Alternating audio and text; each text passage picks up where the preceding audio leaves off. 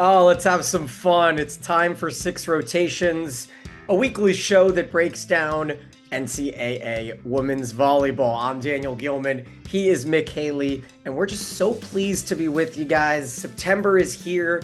Volleyball is in full action. Mick, guess what? There have only been about 9 or 10 days of the regular season this year.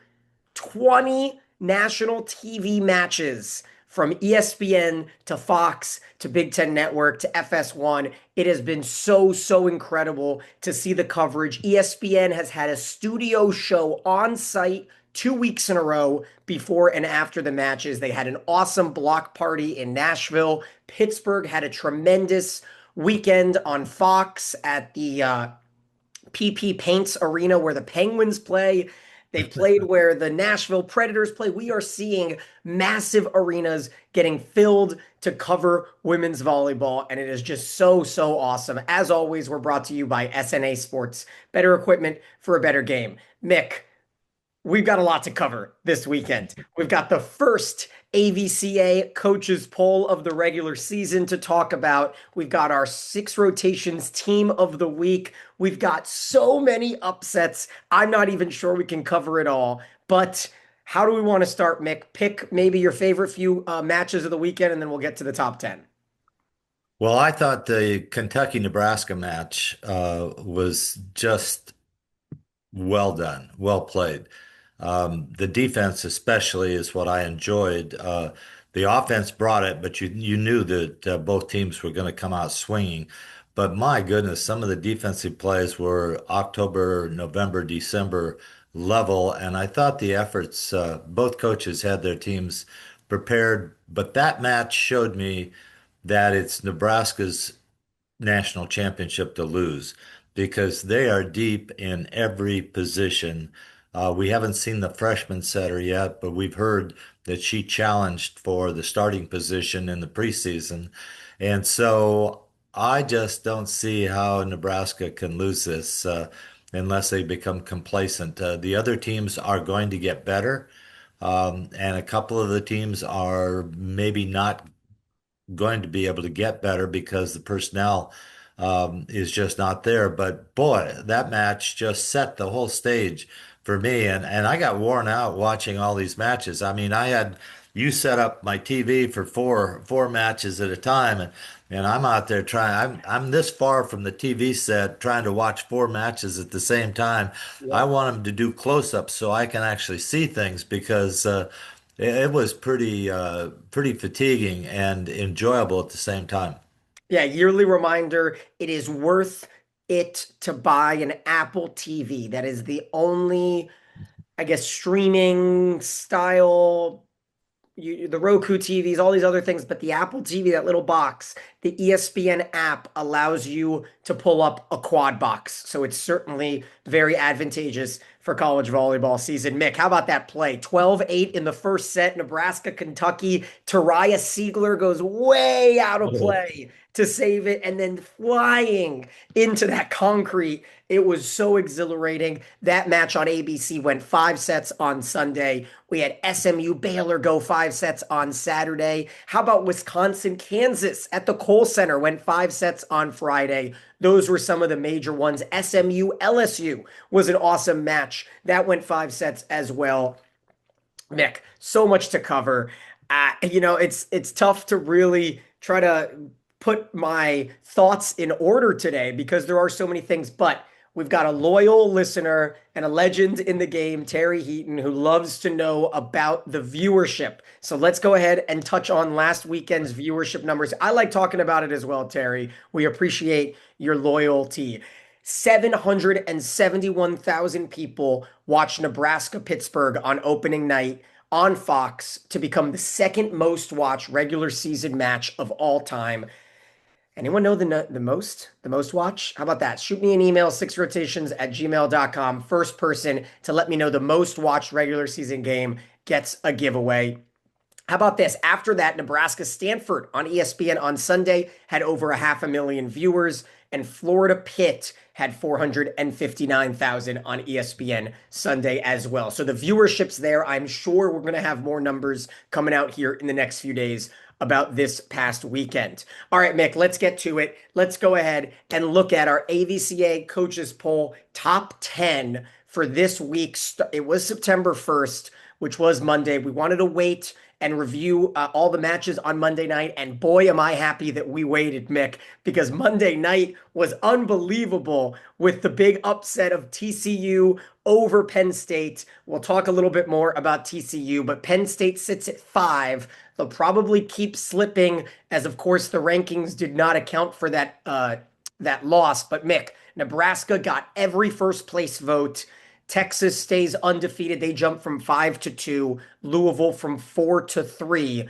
And how about Kentucky moving up from 7 to 4? What do you think of these rankings, top 10? Well, I guess I'm okay with them. I'm not sure the placement is exactly right because I'm looking at the potential for the future. What I thought these matches showed us is they show us the potential for each team. The growing potential, for instance, for TCU is phenomenal. They can grow. Florida can grow. That sort of thing. When I look at Louisville, I want to see them in a top match because I'm not so sure they're a top four team or a top five team yet. So the matches tonight, maybe in this week, we're going to show us a little bit about Louisville. I think we're going to see Texas Louisville midweek, so maybe that's in 2 weeks. Sorry, but that will tell us a lot there. I like Kentucky moving up, and I tell you why. Kentucky's got two proven outsides. As long as they stay healthy, those kids each got 64 swings apiece for 128 swings for Kentucky. As long as they can continue to do that, they should be able to develop their middles. And Thigpen on the right seems to be coming along. She had a good match, but watching the team is pretty interesting. I think Penn State's in trouble. I think they're going to drop, and they're not going to be maybe a top 10 team here until they can figure out passing and left side attack. Yep, Arizona State jumps from 13 to 7, the largest leap. Pitt, the biggest drop. But Pitt then swept Arizona State last night. So I imagine Pitt will get right back where they belong in the top 5.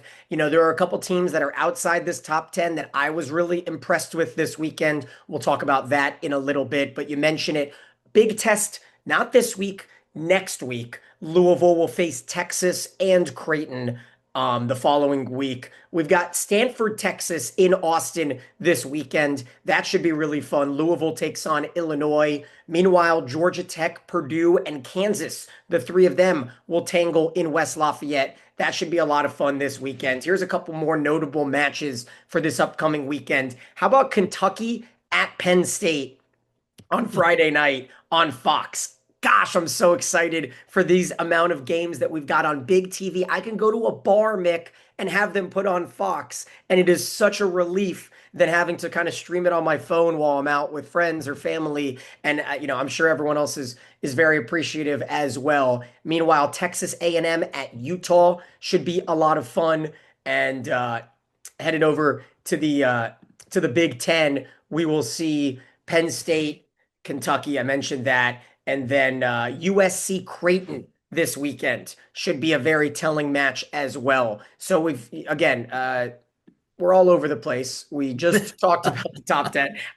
We haven't even reviewed the weekend yet, and I'm looking ahead to next weekend because there is such a richness and an overall excitement in the air for what should be a great Labor Day post weekend following. And Mick, we look at these top 10 teams. I want to touch on a few of them and their weekends and start with Wisconsin. Wisconsin had an up and down start to their season, a lot of pressure to play at home in the Kohl Center, and they started the weekend off right with that big 5-set win over Kansas. Mimi Collier in her debut with the Badgers had 26 kills, hit 340. But Wisconsin then kind of fell back a step as well and was swept by Texas. So tell me about Texas and Wisconsin, and we'll kind of try to pair teams together here in this conversation. Well, there were some strange things that happened. For instance, Wisconsin, Collier scored 10 kills in the first set. In the next two sets, she got a total of three more sets, three more attempts to hit, and I never understood that. She was hot. It seemed like they went away from her, went behind, then over and over and over. Kind of took Wisconsin out of the match, and they never got back into it. So that's one thing to watch there. I'm not sure what the strategy was, or if it was just we're playing and we're not paying attention or what's going on. But Collier ended up, I think in the third set, she only had 13 kills and she had 10 in the first set. So I was wondering about that. And I think, of course, the coaches will be dealing with that too. But they have to pay attention to where their money is and get the ball to those sites. They're going to have trouble scoring, but their international player is coming on. She started to get comfortable. She started to feel good. So they'll have 2 point scores. They need a third point scorer to come up. Egan, I believe, is the other one that had a good one match, but didn't do so well in the other match. So Wisconsin's a work in progress. I don't think they're a high-rated team right now. The fans were disappointed, I think, because they were so quiet in the stands, and they need a leader. They need a dynamic leader to drive them on the court. So we need to watch that one for sure. All right, couple more teams I want to touch on here before we get to the big number one team. And, when you watch Kentucky play and you kind of get an idea of Craig Skinner early in the season, and they didn't have that previous weekend of work, where do you feel like the ceiling is for the Wildcats? Do you feel like there's a chance that it's Kentucky, it's Texas battling for that SEC championship? Well, I think you got to put Florida in there too. Now, Skinner is a notoriously slow starter. Oh, and his teams always try to get 1% better every week of practice. And so for him to play this well at the start, I think Kentucky will grow. I think they'll get better in the middle. I think their setting will get better. I really thought they overcame some real jitters in the setting area in that match and still did well. So I look for the setter to improve. I look for the right side attack to improve. And I look for the middle blocking to improve with Kentucky. I think they are the team maybe to beat in the SEC, but Texas is strong, and we'll get to Texas in a little bit. But we're talking about Kentucky, so yes, Kentucky can get better. That's one. Yeah, it was a tight fifth set. Harper Murray picked up a career high with 23 kills. Maybe we'll see her on the sixth rotation team of the week. And then it was Malk who closed it out with the ace in the fifth set. So let's go ahead and touch on Nebraska because the Huskers, they've been tested and they have not blinked yet, Mick. I would say this was the closest to seeing a team on an even playing field as them, and of course, a neutral site in Nashville and all of that. But at the end of the day, when you look at what Nebraska has done so far, and they have not gone and had too much trouble with Pitt, with Stanford, then Kentucky takes them five. Now they've got a week with Wright State and Cal that they can really experiment and find out, like you said, who is this backup setter? What else do they have at the table? Can Landfair come in and put together a 20 kill match like she used to? Like we're not seeing the younger Landfair out there because she's not needed. Then Nebraska will take on Utah on September 12th, at Creighton September 16th, and then just like that, conference play starts. So the bulk of the tough non-con is behind Nebraska. Do you think that there is going to be any toughness to try to get up for maybe non-ranked games, or will it be no issue for the Huskers? Well, I think the thing that's going to happen is everybody's going to get up for the Huskers, and they'll accept the challenge for a while, but the real problem for Coach Busboom is complacency. And she's got to keep competition in the gym. She's got to keep grinding, and she's got to be able to play well when they're not excited. You know what I mean? When Yeah. they're supposed to win, they think, and they go out there and it doesn't work all the time. I remember back to when Russ Rose had those four in a row national championship teams, and he actually challenged his team not to lose a set in the whole season. And that was a tremendous thing. And they took the challenge. That Penn State team took the challenge and they tried to do that. I think Nebraska's got to dream up things that they challenge their team with. And they have to take pride in reducing their errors. Andy Jackson, who everybody loves, and it's tremendous body, will make two hitting errors in a row, for instance, and that's the kind of thing they want to eliminate. And they want to get her more balls. I mean, five sets go to her per set, and you would think maybe she deserves maybe seven, eight, nine, and to try to get her involved in transition a little bit more. So those are the kinds of things Nebraska is worried about. They're not worried about wins and losses. They're worried about how do we get better and get so good that no one can upset us. Yeah, it's a good point. Okay, I want to talk a little bit about Arizona State before we move on and open it up to the rest of the top 25. Jillian Neal is an interesting story. We'll touch on that in a little bit. But how about Naomi Glover? She had 22 kills, 10 blocks in the four-set win over Pitt.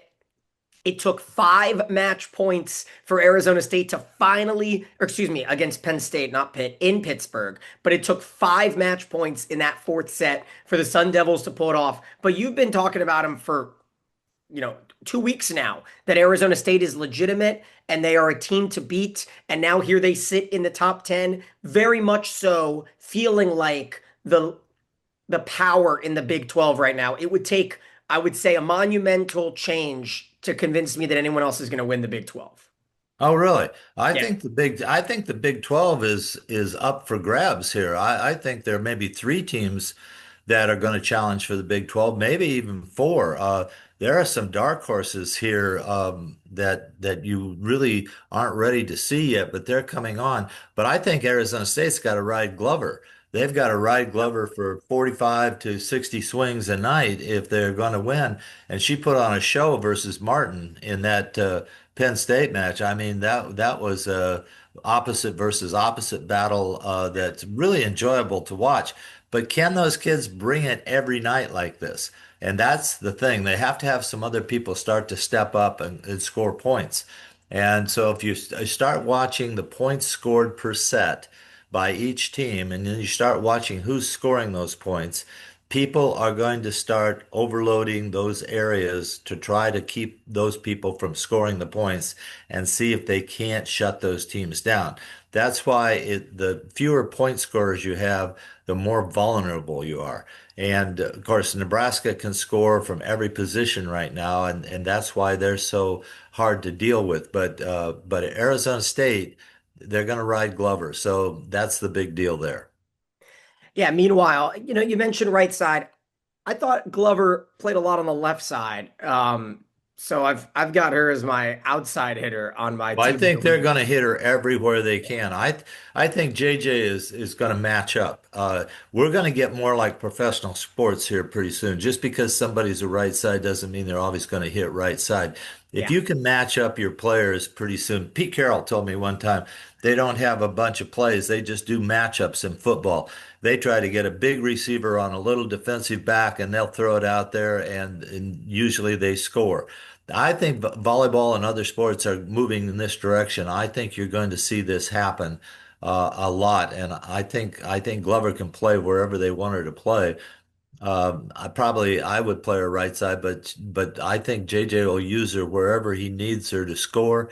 And teams and coaches are going to start looking at more at matchups rather than just sending the troops in to have the people come out of the woods and massacre you. You know, you have to be a little creative now with your offense. Well, that carries us perfectly into the final touch on Arizona State, and that's creativity. Because Faith Frame is a tremendous libero. She played exceptional in that win over Penn State, but the story really revolved around this creative twist. And because women's volleyball has now initiated the two libero rule, we're in its second season of existence. We're starting to see coaches get creative. So Jillian Neal is a 6'2" serving specialist who wears a libero jersey so that when she comes in to serve, it doesn't count as a serving sub. So I'm curious to see, do you think that we'll see more coaches go to this as matches get later and the subs get added? You might as well just pull on that second libero and have her come in and serve when your main bro is on the bench. I can't understand why coaches haven't done this earlier. I would tell some people that instead of having two liberos, I would have a serving specialist. I would find the best server in the country, bring her in to do nothing other than just rip that ball every time in that libero jersey and let her go to work. That was why internationally they don't let the libero serve because, the international coaches would have been all over this and they would have had the best You're right. 75-mile-an-hour server they could get out there and let her rip all the time. So this is something that's pretty interesting. Yeah, I think you're right onto something. Yeah, that's a unique one. Meanwhile, we've made you wait long enough. Let's go ahead and look at the rest of the top 25 here. So at 11, this is one that I saw right away and was like, well, I think SMU is going to be a very interesting team and certainly one that we've seen the way that Erger is able to propel her players. SMU had to go into a tough environment at LSU, win in five, and then play the next day in LSU and they beat Baylor in five. That is a team that is battle tested. They bring in Jaden Livings. We talked about her in our preview episode a couple weeks ago from USC. She had a huge match against Baylor. How about Malaya Jones? I'm going to tell you more about her on our team of the week. But from Colorado State, I remember calling some of her matches for Mountain West Network last year. She is going to be a player to watch. I would consider her to be ACC first team potential on the right side for SMU. So that's a team that I'm looking for here. You like Florida. Tell me more about my Gators here at 12 and kind of what you think about them. We're going to see them tonight on Tuesday night against USF. They're going to start off the week. Well, I know the new coach, how he trains and what he's trying to do. He's got athletes. If he had had these kinds of athletes at Marquette, they would have won. That Marquette Creighton going back and forth in that conference, the Big 12, not the Big 12, but the Big East, that would have been a battle of all time. But he's going to get better, and they have really two left sides that are unbelievable athletes. Yeah. I like Auguste in the middle. She's long, lean, gets over the net. She's quick. She's competitive. She's hungry. I like that. Stuckey wants to prove herself. She's getting better. They've got a good backup setter who played last year, so they're okay in that position. I really think Florida is going to get really good, and they're going to be good at point scoring. The question will be how good can they be in defense, and that's where it's going to be for all the teams right now to stay with Nebraska. Not only do you have to score, but you have to play defense. You have to pick balls up, and you have to be good. All right, Mick. Some not so great news. Yeah, Minnesota at that 14 spot. While they have found a setter in Stella Swenson, who seems to be the real deal, they lost McKenna Wuker for the season. So you don't have to say her name anymore. So that's Boy. a I'm minor sorry I victory. don't because I thought they had two left sides in Wooker and Hanson, Yeah. and that was going to carry Minnesota to be able to be competitive. And I love Swenson, and I'll talk about her later. But yes, I think that's a shame. Yeah, they're going to take on Vanderbilt in Nashville this upcoming week. I think that's a Friday night match. Tell me about, did you watch that outdoor match, Vanderbilt? They came out on top over Belmont. It's a great story. Anders Nelson picks up his first win. Also, Michigan State got Kristen Kelsey, their first win. But maybe a matchup to kind of watch there with Minnesota at Vanderbilt. Overall, I think they're going to be a fun story. We'll check back in on Vanderbilt in the middle of the SEC season, probably. Yeah, I think Vanderbilt is up right now. This is the start of their season. They're trying to play well, but they're gonna hit the wall here pretty soon and have to look at themselves like we got to do this day to day and not just get up for the big matches. I think their coaching staff has got them prepared pretty well. I think their talent is decent. They're gonna have trouble with Minnesota because Minnesota is time tested and they've been in these situations. But it's a good challenge for Vanderbilt again. These first 4 weeks will be great. Then they got to go into the SEC conference, and there'll be some teams that they'll be evenly paired with, and there'll be some teams that they really have to fight. So we'll see how this all wears on them in their first season. All right, Mick, let's do a little rapid fire through the teens here. Purdue evades USF in five, and then upends Tennessee in 4. And I mentioned it, the Boilermakers have a big home weekend against Georgia Tech, Bowling Green, and Kansas. We'll learn a lot. So let's talk Purdue and Kansas here in the middle of the teens. Kansas at 15, Purdue at 17. I think we'll be able to kind of talk about them more after seeing them face off. Last year, they played a good match. Kansas came out on top. Yeah, Purdue has got a bunch of new players, and I think I picked Tennessee to beat Purdue simply because I didn't think Purdue could score. Now, I'm really not sure if Tennessee's good or not because after their performance this week, I expected a much better performance. I don't know if it was because Purdue was that much better than I thought or whether Tennessee's underperforming right now, but it'd be real interesting to watch that. Purdue came out of there with a great win. I thought that was a great win for Purdue over Tennessee. So now we get to see with Georgia Tech and Creighton how Purdue really holds up. Georgia Tech's got 8 foreign players now, new this year, on their roster, I believe. And so they most likely have brought in arms. And if they get arms, they can play. So we'll see how that works. Creighton, on the other hand, now has to compete as being the favorite and see if they can beat teams now that they're supposed to beat. So it's really an interesting weekend, and that tournament especially is one that I want to watch because it's great middle of the pack of the top 25. That'll show us who's moving forward here. Yeah, and after getting swept by Penn State and Texas, Creighton did pick up a much needed win in that five-setter over Kansas on Sunday. And as you mentioned, all these teams kind of talented. I think this might be, Yeah. and it's early in the year, but this might be the deepest year since we've started this show. It feels like you can go all the way down to about, let's say, 15, and you could tell me that any of these teams are going to make the Final Four right now. You're coming back in time and you're telling me, hey, Daniel and Mick, Creighton or SMU or A&M or Kansas are in the Final Four. I'm not sure we're shocked because of the parity. And you know what? They talk about it in football. We're starting to see the NIL and all of those haters that said that it was going to, ruin college sports. It's adding some parity. It's adding the teams like SMU who didn't quite have that volleyball pedigree. And now all of a sudden they bring in all those players last year. They can bring them in again this year. And now they're making some headways, in the college, in the ranks. Yeah, and we didn't say something about Kansas. Kansas played a lot of 5 game matches, but they played about 14 players. And Yeah. so when he finally settles on the lineup, I think Kansas is going to be somebody you're going to have to deal with too. The other team we haven't gotten to up in that Dallas-Fort Worth area, you've got Baylor on I-35 going north. You've got SMU going I-35 into Dallas. If you go 35 west into Fort Worth, you've got TCU out there. I mean, they're all good, and Yeah. that's because you've got a talent base of young players in the Dallas-Fort Worth area all over the country that are beating all the club teams all over the country a lot. And the recruiting up there is just vicious. And there are a lot of good players as you watch. You're going to be surprised on how well those teams are stocked with quality athletes and how well they're going to play by the end of the season.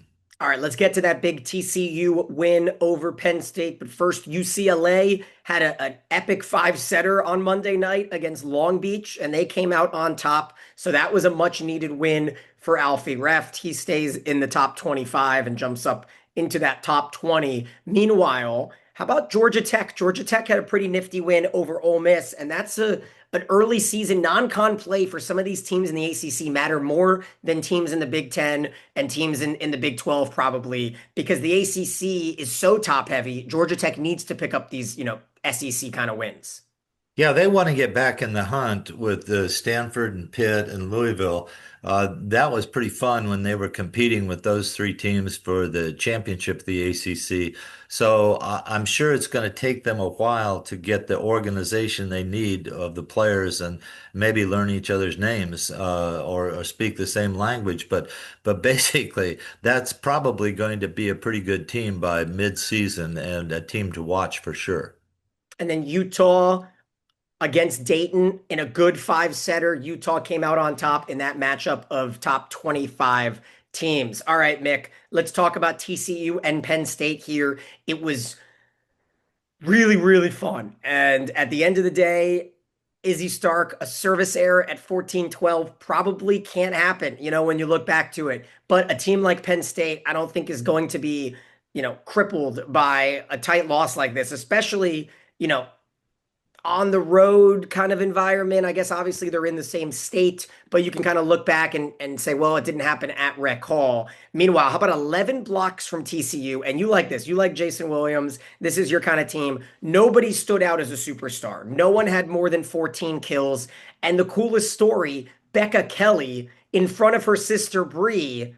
I'm assuming she was watching, right? She was there, picked up 13 kills, was one of the stars of the show, and TCU shocked. It was a shocking situation. Yeah, if you were watching, that's number 11, Yeah. the blonde Yeah.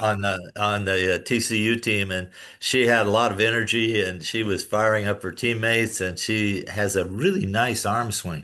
I really enjoyed watching her arm swing. I thought she's got a lot of potential, but I saw a lot of potential in the TCU team. Athletically, right now, that's the name of the game to get better. You've got to have athletes in the gym, and you've got to be deep to do this. And like you said, that first 15 to 16 teams, they're all pretty athletic. And if they're not, they're going to have trouble hanging because every night you go out to play, somebody can beat you in these top four conferences that we're watching. So I'm pretty excited. There's not going to be a bad match hardly out there. So get your popcorn, get your seat in front of your TV, get your Apple TV so you can watch all four of them at the same time and get ready to go this fall. We are ready to take our Apple sponsorship to the next level. You know what I mean?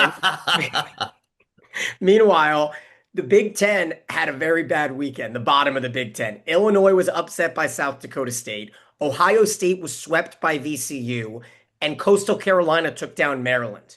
Those are three tough losses for a conference that boasts that they are the best in the land. Meanwhile, how about Western Carolina? They got a big win over Texas Tech. And Mick, down in my parts, for the first time since 1994, Clemson won at South Carolina with a five-set victory. So that's another big win for the ACC over the SEC. Of course, they had that Georgia Tech over Ole Miss win as well. All right, time for our six rotation team of the week. Make sure to email us at the end of the weekend, Sunday night, or early Monday morning before we record, sixrotations@gmail.com to win a giveaway. Mick, you ready for your team? Yeah, I'm going to throw it out here. You're going to Let's go probably. position at a time. You tell me your two outsides, I'll tell you my two outsides, and then we'll go middle, right side, setter, bro. All right. Well, my first one's not a surprise. Harper Murray is Yep. is one of Get my out. outsides. Great week for her, hitting 314. She had 62 kills, 121 swings. Really a good job. But my next one, you're going to be shocked. Tell me. And you probably not heard this name, Natalie Ring. Okay, And so she's she a middle. Can you believe that? I can't believe it because I'm going to tell you what she did this Okay, weekend. no, I think you're right. I think she did move to outside. I have her as Yeah. well. I have her No, as well. she's an She outside is and an she's outside. from Darn, I had Marquette. her. I messed up, guys. I had her as a middle. But yes, So let me you let me tell me. give Tell you me what she this. did. So the first night they played a five Friday night they played five sets. She took 80 swings. This is Marquette. Yes. This is Marquette, Natalie Ring. The next night they played five sets. She took 67 swings. The next night they played five sets and she took 58 swings.